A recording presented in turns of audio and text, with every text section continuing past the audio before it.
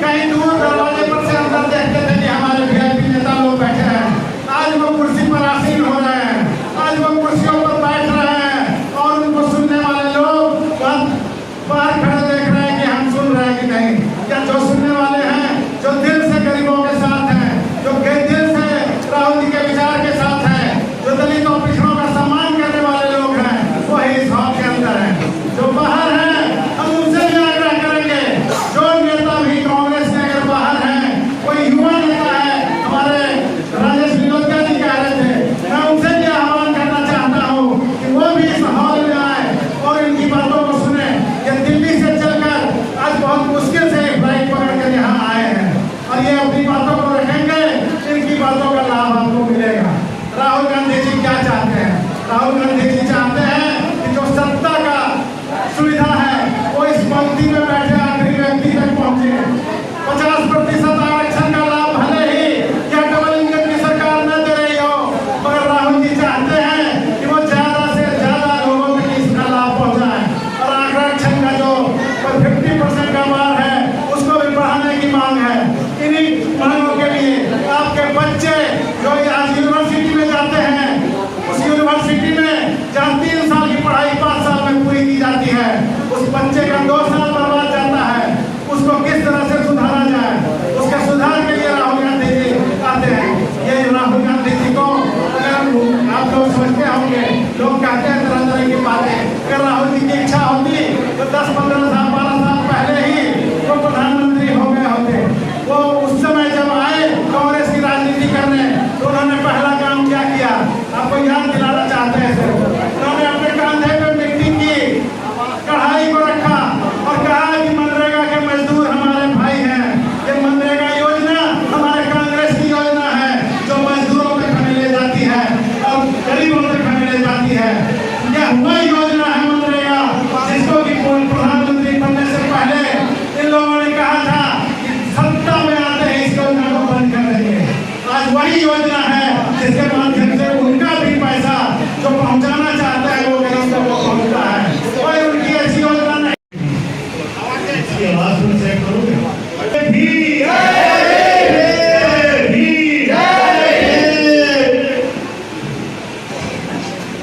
आए हैं और उस हॉल के बाहर भी हैं, सभी को मैं अपनी बधाई देना चाहता हूँ, मुबारकबाद देना चाहता हूँ और धन्यवाद देना चाहता हूँ कि आपने जो लड़ाई राहुल गांधी जी बिहार में लड़ रहे हैं, पूरे देश में लड़ रहे हैं, उस लड़ाई का एक हिस्सा बनने के लिए इस कार्यक्रम का आयोजन किया। आप बधाई की पात्र हैं। यहाँ पर मैं धन्यवाद करना चाहता हूँ छोटे भाई संदीप कुशवाहा जी का। ये भी इनका भी सफर यूथ कांग्रेस से संगठन से निकलकर यहाँ तक पहुँचा है। पिछली बार पटना शरीफ से चुनाव लड़े और अच्छा चुनाव लड़े। परिस्थितियां माकूल नहीं थी, लेकिन उसके बाद भी पार्टी ने आदेश किया। क्षेत्र ये था, लेकिन बोला कि पटना से जाके चुनाव लड़ो तो बोले हम राहुल गांधी के सिपाही हैं, जाके चुनाव लड़ेंगे। आपका धन्यवाद करना चाहता हूँ। यहाँ पर मेरे साथ में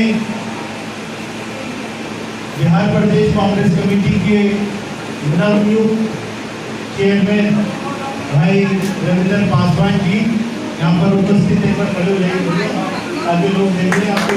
अभी नए आप चेयरमैन अध्यक्ष जी यहाँ पर, हमारे इंजीनियर साहब यहाँ पर बैठे हैं, परवेज भाई जो यहाँ पर,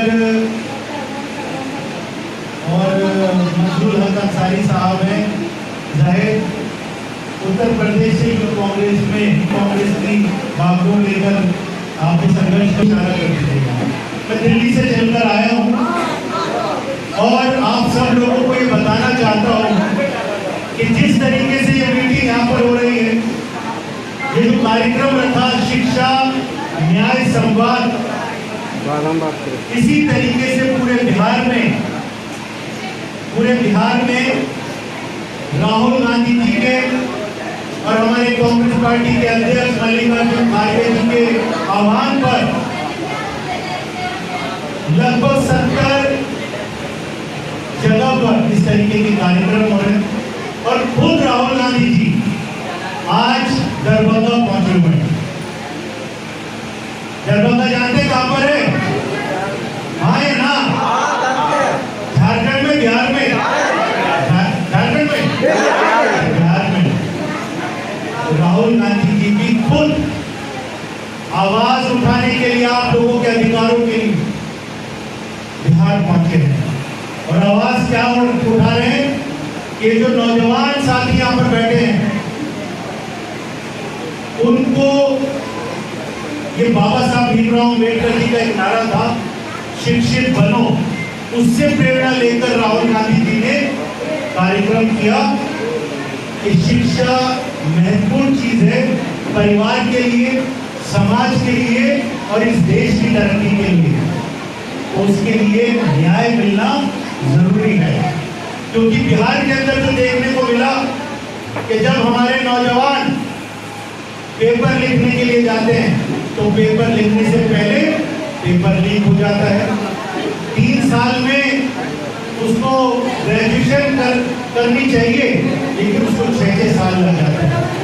नौकरियों का वायदा किया था नरेंद्र मोदी ने कि 2 करोड़ रोजगार हर वर्ष दूंगा, लेकिन झूठ बोला, मक्कारी की, लोगों के साथ धोखा किया। नौजवानों को लगा, एक उम्मीद लगी कि 2 करोड़ रोजगार अगर हर साल मिलेंगे तो मेरे परिवार में भी, मुझे भी, मेरे परिवार के सदस्यों को भी नौकरी मिलेगी, तो हमारा जीवन सुधरेगा। लेकिन चुनाव खत्म, सरकार बन गई, लोगों का वोट ले लिया और उसके बाद में कह दिया ये तो चुनावी घपला था। इस तरीके का मजाक, ये भद्दा मजाक करने का काम ये भारतीय जनता पार्टी के लीडर्स करते हैं। इसी तरीके की मीटिंग जब नौजवानों के साथ वहाँ के जो रहने वाले लोग थे, बिहार के लोग, दरभंगा के, उनसे रूबरू होने के लिए गए, तो जो जेडीयू की सरकार है, नीतीश कुमार की सरकार, और दिल्ली में बैठा जो नरेंद्र मोदी की सरकार है, उनको लगा कि ये आवाज उठाने के लिए आ रहे हैं नौजवानों, ये आवाज उठाने के लिए आ रहे हैं राहुल गांधी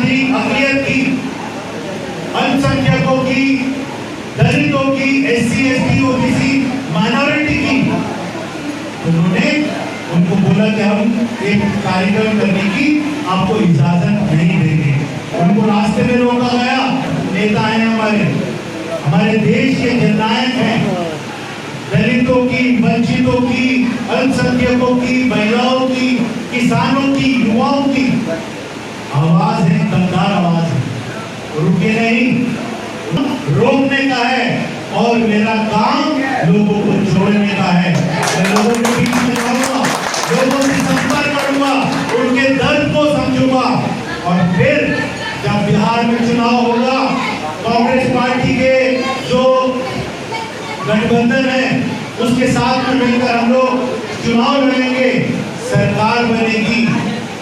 यहाँ पर हिंदू और मुसलमान के बीच में प्यार मोहब्बत को हम बनाने का, उसको कायम करने का कार्यक्रम बनाएंगे।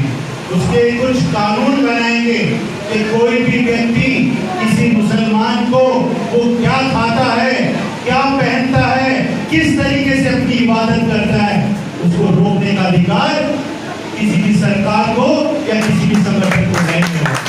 फादर की प्रॉपर्टी में हिस्सेदारी नहीं थी, समझ गए? लेकिन बाबा साहब ने क्या को ऐसा तो होना चाहिए भाई, हमारे लिए तो लड़की भी ऐसी और हमारा लड़का भी ऐसी, तो हम लोग बराबर हैं। तो लड़की भी बराबर अगर है तो उसको अपने फादर की प्रॉपर्टी में हिस्सेदारी मिलनी चाहिए। ये किसने बताया? बाबा साहब भीमराव अम्बेडकर जी। कहाँ पे लिखा है? संविधान में। और इस संविधान की रक्षा करने की आज कौन लड़ाई लड़ रहा है? राहुल गांधी जी है। तो राहुल गांधी जी का साथ देना पड़ेगा ना, आप सब लोग देंगे पक्का? Very good. तो आप लोग राहुल गांधी जी की टीम बन गए, लेकिन मुझे पीछे नहीं छोड़ देना है। हाँ, मैं भी उनकी टीम में हूँ, लेकिन मुझे भी साथ रखना है। आप लोगों का एक बार पुष्पा जी इन सब बच्चों की एक लिस्ट बनाओ, कभी मौका लगेगा तो राहुल गांधी जी से आपकी हम मुलाकात भी करवाएंगे, ठीक है? लिस्ट आई तो हमने इन सब बच्चों को यहाँ पे बुलाकर सम्मानित किया और पीछे नहीं बोलना, समझे? दूसरी बात हम क्या बता रहे थे आपको कि राहुल गांधी जी से मिलना है, मिलेंगे आप लोग? आपको नहीं मिला भैया? सब मिलेंगे, अभी पहुंचे वहां पर। तो जाने से पहले आपने लिखे थे भैया ये है ना, कोई बात, इसके ऊपर आप टेलीफोन नंबर लिखे। अध्यक्ष जी है यहाँ पर हमारे सम्मानित अध्यक्ष संगठन के हैं पुष्पा, क्योंकि हमारे यूथ कांग्रेस का, मेन कांग्रेस के एक अभी AICC के सदस्य भी हैं ये। हाँ, तो वो इसको जिम्मेदारी के लिए सबसे पहले मैंने किसका नाम लिया था? किसका नाम लिया था? कितनी उम्र है उसकी? कितनी उम्र है? इनके बेटे से जितने हैं चर्चा यहाँ पे बैठे, लेकिन भतीजे का नाम पहले ले रहे तो तब तो नाराज नहीं हुए आप? हमें मालूम है हमें कब क्या बोलना है, आपको सिखाने की जरूरत नहीं है, हमें मालूम है किसको काम पे कब सम्मानित करना है। पार्टी के नेतृत्व में मल्लिकार्जुन खड़गे जी जो हमारे राष्ट्रीय अध्यक्ष हैं, उनके आह्वान पर, राहुल गांधी जी के दिशा निर्देश पर हर जिला में 72 जगह पर कांग्रेस पार्टी ने शिक्षा न्याय संवाद रखा है, जिसमें कांग्रेस पार्टी के जो वरिष्ठ नेतागण हैं वो लोगों के साथ में जाकर मिल रहे हैं और कांग्रेस पार्टी की क्या सोच है आने वाले समय में। कांग्रेस पार्टी जब सरकार में आएगी यहाँ पर तो क्या नीतियाँ बनाएगी नौजवानों के लिए, किसानों के लिए, और किस तरीके से जो राहुल गांधी जी एक मजबूत आवाज़ पूरे देश में कास्ट सेंसस की उठा रहे थे, जाति जनगणना की बात कर रहे थे, जिसमें वो साफ तौर पे कह रहे थे कि जिसकी जितनी जनसंख्या भारी उतनी उसकी हिस्सेदारी। आज ये प्रेशर जो पूरे देश में बनाया गया राहुल गांधी जी के नेतृत्व में, भारतीय जनता पार्टी ने नरेंद्र मोदी के नेतृत्व में घुटने टेके, सरेंडर किया और इस बात को माना कि इस देश के अंदर जब तक हमारी गणना नहीं होगी, जाति के हिसाब से हमें मालूम नहीं चलेगा कि कितने लोग किस वर्ग के, किस जाति के हैं, तब तक जब तक देश के अंदर एक्सरे नहीं होगा, जब तक हम उनको न्याय नहीं दे सकते। तो एक बहुत बड़ी उपलब्धि है कांग्रेस पार्टी के लिए। राहुल गांधी जी ने वहाँ पर ये मांग रखी है कि जो प्राइवेट इंस्टीट्यूशंस हैं, एजुकेशनल इंस्टीट्यूट, वहाँ पर हमारे जो SC ST के जो हमारे छात्र हैं उनको उसके अंदर आरक्षण मिले, एडमिशन मिले, ताकि वो बेहतर पढ़ाई कर सकें। तो आर्टिकल 15(5) जो ये साफ तौर पर कहता है, जो कांग्रेस पार्टी ही लेकर आई थी, जिसमें राइट टू एजुकेशन के माध्यम से SC ST के लोगों को प्राइवेट इंस्टीट्यूट्स में भी एडमिशन मिल सके, आरक्षित सीटें हो सके उसके अंदर, और देश में तरक्की कर सके, वो खुद की तरक्की कर सके, उसको लागू करने की मांग राहुल गांधी जी। राहुल गांधी जी ये भी कह रहे हैं कि जनसंख्या के हिसाब से इस देश के अंदर जो आबादी SC ST OBC की है, अति पिछड़ा की है, घुमंतु और घुमंतु विमुक्त जाति की है, उन लोगों को उनकी पॉपुलेशन तो है 70% से ज़्यादा और उनको आरक्षण मिल रहा है 50%। ये तो अन्याय है। उन्होंने कहा कि जनसंख्या करवा लो, गिनती करवा लो, गिनती करवा लो कि पता चल जाएगा, और उसके हिसाब से उनको संसाधनों के अंदर, इस देश के जो संसाधन है उसमें उनको हिस्सेदारी मिलनी चाहिए न्यायपूर्ण तरीके से। तो मैं समझता हूँ कि आप भी मानते हैं इस बात को, कैसा होना चाहिए, न्याय होना चाहिए ना ऐसा। तो राहुल गांधी जी इस बात को कह रहे हैं और आपसे निवेदन कर रहे हैं, इस मांग को कांग्रेस पार्टी की आप अपने चैनल के माध्यम से लोगों तक पहुँचाएं, ताकि समाज में आखिरी पंक्ति में खड़ा हुआ व्यक्ति, जो वंचित समाज का है, शोषित समाज का है, पीड़ित समाज का, जिसके ऊपर सदियों से अत्याचार होता रहा, उसको न्याय मिल सके। तो हम आपसे भी आग्रह करते हैं कि राहुल गांधी जी जो सड़कों पे आज उतरे और जिस तरीके से आज उनके साथ में पुलिस ने दुर्व्यवहार किया, उनको रोका गया नौजवानों से मिलने के लिए, उनके दर्द को सुनने के लिए, ये बहुत निंदनीय है। हम इसको धिक्कारते हैं और इस सोच को धिक्कारते हैं जो नीतीश कुमार और नरेंद्र मोदी की सोच है कि आप विपक्ष की आवाज़ को दबाना चाहते हैं। यहाँ पर जो नौजवान हैं जो अपना दर्द साझा करना चाहते हैं राहुल गांधी जी से, आप उस बात को दबाना चाहते हैं। लेकिन कांग्रेस पार्टी के लोग बहादुर लोग हैं, हम लोग डरने वाले लोग नहीं हैं। आप देख रहे हैं इस हॉल के अंदर कितनी गर्मी है, लेकिन खचाखच ये हॉल भरा है, जिसमें महिलाएं भी हैं, नौजवान भी हैं, और हमारे हर वर्ग के लोग यहाँ पर बैठे और हमारी बात को, कांग्रेस की नीतियों को, उसके कार्यक्रमों की जानकारी हमसे ले रहे हैं, ताकि एकजुट होकर कांग्रेस पार्टी के तिरंगे को ऊंचा कर सकें। अभी आप एक संबोधन में तभी वो लहराता है, और जब हम उसको लेकर चलेंगे तो धमक होगी कि कांग्रेस के लोग सड़कों पर उतरे, और जो लोग इस देश का भाईचारा तोड़ना चाहते हैं, खत्म करना चाहते हैं, उनको मालूम चल जाएगा कि कांग्रेस के लोग कांग्रेस का झंडा पकड़कर सड़क पर उतर गए। तो अभी हमारे को ऐसी हरकत नहीं कर रही जिससे समाज के अंदर बंटवारा हो।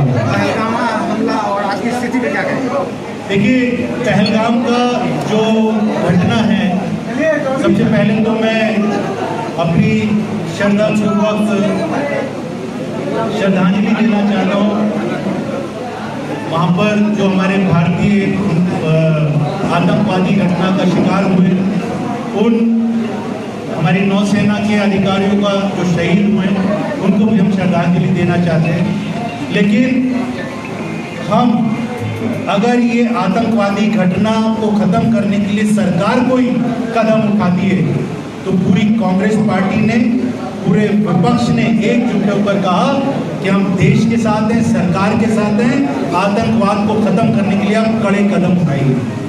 लेकिन जिस तरीके से इस देश के अंदर, क्योंकि हमें मालूम है अपने इतिहास का, 1971 के अंदर इंदिरा गांधी जी ने, जो कांग्रेस पार्टी की हमारी लीडर थी, उन्होंने जब पाकिस्तान ने इस तरीके की पहले भी जुर्रत की थी, उनको मुंह तोड़ जवाब दिया था और पाकिस्तान के 2 टुकड़े करके एक बांग्लादेश को स्थापित किया था।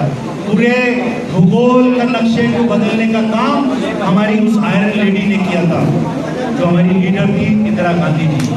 उसी तरीके की हम कार्रवाई चाहते थे कि नरेंद्र मोदी भी करेंगे, जो कहते हैं कि मेरा सीना 56 इंच का है। लेकिन जिस तरीके से, जिस कायरता के साथ में देश की हमने सुरक्षा को, अपनी सरहदों को गिरवी रखा, अमेरिका के आदेशों के आगे घुटने टेके, वो हमको कतई भी पसंद नहीं है और हम उसकी निंदा करते हैं। हम मजबूत देश है, हमारी आर्थिक स्थिति किसी भी तरीके से कमजोर नहीं है, लेकिन अगर हम विदेशी ताकतों के आगे घुटना टेकेंगे और जो नरेंद्र मोदी बगलों में हाथ डालकर अमेरिका के प्राइम मिनिस्टर के साथ में दोस्ती निभा रहे थे, आज उसने जब इस तरीके का अपना घोषणा की, उसने ये बताया कि हमने जो सुलह है